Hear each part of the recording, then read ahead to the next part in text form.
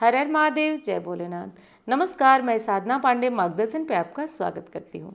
तो आज के वीडियो में हम लोग जानेंगे कि सावन मास का पहला प्रदोष कब पड़ रहा है और सावन मास की शिवरात्रि जो बहुत पावन होती है, पुनीत होती है, वो कब पड़ रही है। इस वीडियो में हम ये भी जानेंगे कि पार्थिव शिवलिंग जो सावन शिवरात्रि की पूजा के लिए बनाना है, कब बनाना है, कब विसर्जन करना है और किस प्रकार बनाना है। शिवलिंग बनाते समय कौन कौन सी गलती हमें नहीं करना है। सावन शिवरात्रि प्रदोष की पूजा कैसे करना है, कहाँ से मिट्टी लाना है, सारी बातें आज के वीडियो में आप जानेंगे। देखिए दोस्तों, सावन मास का जो ये प्रदोष होता है वो काफ़ी विशेष होता है। जैसा कि आप जानते हैं कि सावन मास का जो प्रदोष है वो 22 तारीख को पड़ रहा है। 22 तारीख को यानी 22 जुलाई को सावन मास का प्रदोष है और इस दिन मंगलवार है। और जैसा कि आप जानते हैं, दिनों के अनुसार अलग अलग प्रदोष का महत्व भी अलग होता है, उसका फल भी अलग होता है और दिनों के अनुसार उसका जो पूजा पाठ होता है उसमें कुछ बदलाव भी किए जाते हैं। तो इस बार का जो प्रदोष है वो 22 तारीख को, 22 जुलाई दिन मंगलवार को पड़ रहा है। तो जो लोग प्रदोष का व्रत करेंगे वो 22 जुलाई दिन मंगलवार को प्रदोष का व्रत करेंगे। अब जो प्रदोष का व्रत करते हैं 22 जुलाई को, वो तो करेंगे ही करेंगे। जो सावन शिवरात्रि का व्रत करते हैं, सबसे पहले तो उसमें शिवलिंग बनाना बहुत पुनीत होता है, पावन होता है। तो आइए देखते हैं कि शिवलिंग कैसे बनेगा। तो देखिए दोस्तों, आप मिट्टी ले लीजिए। मिट्टी पीपल के नीचे की भी ले सकते हैं, पीली मिट्टी ले सकते हैं और चाहे तो आप मुल्तानी मिट्टी ले सकते हैं। गंगा जल छिड़क दीजिएगा। छिड़क कर मिट्टी में थोड़ा सा घी मिलाकर उसको चिकना करके और आप पानी डालकर उसको बढ़िया से उसका घोल, मतलब जो मिट्टी है वो तैयार कर दीजिएगा। तैयार करने के बाद आप पहले उसका जो शिवलिंग होता है वो वाला भाग पहले तैयार करिएगा।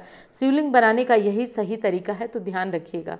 तो पहले जो पहला वाला भाग होता है वो यानी जो पिंड होता है वो तैयार करिएगा। और एक चीज़ का और ध्यान रखिएगा, बेलपत्र का आसन ज़रूर दीजिएगा, क्योंकि शिवलिंग को सहने की किसी में शक्ति ही नहीं है, इसलिए जो हम आसन देते हैं वो बेलपत्र का ही देते हैं। तो बेलपत्र का आसन दीजिएगा और पहले जो पिंड होता है वो पिंड बनाएंगे, फिर उसके बाद नीचे जलाधारी बनाएंगे। और देखिए, एक चीज़ का ध्यान रखिए, इसमें कोई सेप वगैरह का चिंता मत करिएगा। बस ना शिवलिंग अभिषेक करते टाइम टूटना नहीं चाहिए, ये ध्यान रखना चाहिए। क्योंकि देखिए, जितना ज़्यादा शिवलिंग की पूजा का फल है ना, उससे ज़्यादा शिवलिंग के खंडित होने का नुकसान है। इसलिए आप लोग साधारण विधि से बनाई। इसीलिए तो मैं जो भी आपको शिवलिंग वाली वीडियो दिखाती हूँ उसमें ना तो आपको नाग देवता दिखाती हूँ, ना ही और कोई चीज़। क्योंकि देखिए, एक ही शिवलिंग बनाइए और बहुत ही आराम से मिट्टी में घी वगैरह मिलाकर बनाइए और देखिए ये आराम से हमारा शिवलिंग तुरंत तैयार हो गया, देख लीजिए। तो आप पार्थिव शिवलिंग की पूजा के लिए आप इसी तरह से शिवलिंग बना सकते हैं और इसी तरह से पूजा कर सकते हैं। तो अब देखिए, कब आप सावन शिवरात्रि का व्रत करेंगे और कब आप पूजा करेंगे। तो देखिए दोस्तों, सावन शिवरात्रि का व्रत हमारा होगा, पूजा हमारी होगी 23 तारीख को। कुछ लोगों का ये भी होता है कि सावन शिवरात्रि से हम जो शिवरात्रि, मासिक शिवरात्रि का व्रत होता है वो कर सकते हैं। तो जी हाँ, बिल्कुल कर सकते हैं। पिछले साल मैं भी इस व्रत को छोड़ी थी और इस बार जो है सावन शिवरात्रि से मासिक शिवरात्रि का व्रत प्रारंभ करूंगी। तो आप भी करना चाहते हैं तो बिल्कुल कर सकते हैं। लेकिन ये जैसे जो लोग एक शिवरात्रि का व्रत करते हैं, केवल सावन मास की शिवरात्रि का व्रत करके और हर मास की शिवरात्रि नहीं करना चाहते, वो भी केवल एक मास की शिवरात्रि का व्रत कर सकते हैं। लेकिन प्रदोष में ऐसा नहीं होता है। जैसे प्रदोष में केवल आप एक प्रदोष का व्रत करके नहीं छोड़ सकते हैं, जैसे कि केवल सावन मास के प्रदोष का व्रत करके और आप अन्य महीनों के प्रदोष का व्रत न करें, तो ऐसा नहीं होता है। प्रदोष में एक नियम होता है कि जब आप प्रदोष का व्रत शुरू कर दिए तो कम से कम आप 11 प्रदोष करिए, 21 प्रदोष करिए, एक साल के प्रदोष करिए, लेकिन 1 या 2 प्रदोष करके नहीं छोड़ा जाता है। तो प्रदोष का ये नियम आप ध्यान रखिए। शिवरात्रि में आप ऐसा कर सकते हैं कि आप सावन की शिवरात्रि, बड़ी जो फाल्गुन मास में आती है वो शिवरात्रि, ऐसा कर सकते हैं। तो इस विशेष बात का ध्यान रखिएगा, आप लोग ऐसा ज़रूर कर दीजिएगा। तो देखिए, 23 तारीख को जो हम शिवलिंग बनाएंगे, उस शिवलिंग में हम 4 पहर की पूजा करेंगे। तो 4 पहर की पूजा का मुहूर्त क्या होगा, पहले वो नोट कर लीजिए आप। देखिए दोस्तों, सबसे पहले जो पहले पहर की पूजा होगी हमारी, वो शाम को 7:26 से लेकर रात को 10:06 तक होगी। इसको नोट कर लीजिए आप कॉपी पेन लेकर।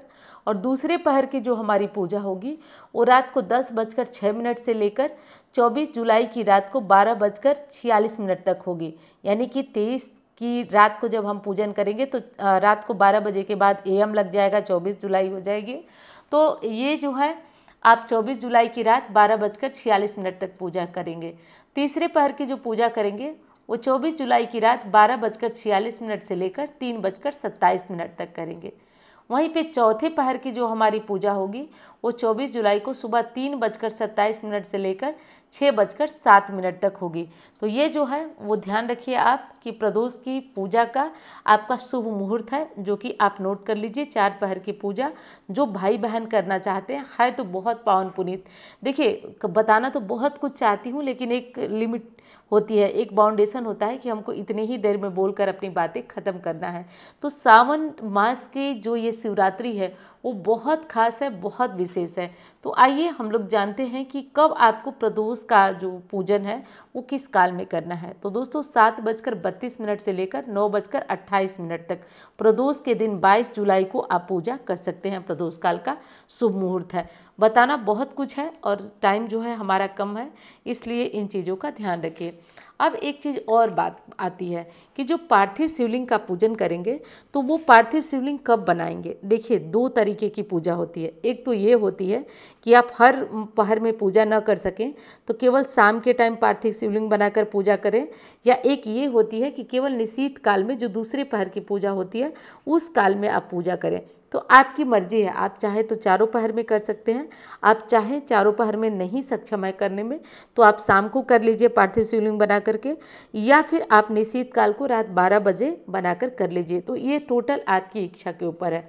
और देखिए आज जो है वो सावन मास की शिवरात्रि है, और शिवरात्रि ही वो दिन है जिस दिन आप शिवलिंग बना करके पूरी रात के लिए अपने घर में रख सकते हैं। पूरी रात इनका पूजन और सुबह इनका विसर्जन कर सकते हैं। बाकी प्रदोष के दिन अगर आप शिवलिंग बनाते हैं तो आपको पूजा करने के बाद, आरती करने के बाद तुरंत विसर्जन किया जाता है।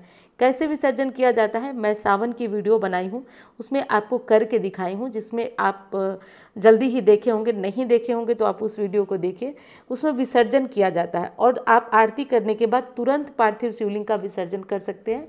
इसमें कोई भी दुविधा नहीं है, घबराइएगा मत आप लोग। तो इसमें दिक्कत ये नहीं है कि आप कब विसर्जन करेंगे, दिक्कत ये है कि आप कैसे पूजा किए हैं। पार्थिव शिवलिंग बनाकर पूजा करिए, उसके बाद तुरंत विसर्जन हाथ में चावल ले लीजिए, प्रभु से प्रार्थना करिए कि हे प्रभु मैंने आपका आह्वान किया था, अब मैं आपका विसर्जन करने जा रही हूँ। ऐसा बोलकर आप उस चावलों को जो पार्थिव शिवलिंग है उसके ऊपर छोड़िए, और छोड़ने के बाद आप उनको जल में, घर में भगोना में, एक गमले में जल कैसे भर के विसर्जन किया जाता है सब मैं करके बताई हूँ। अगर देखे होंगे तो ठीक है, नहीं देखे होंगे तो देख लीजिएगा। तो इस तरीके से करके विसर्जन कर दिया जाता है।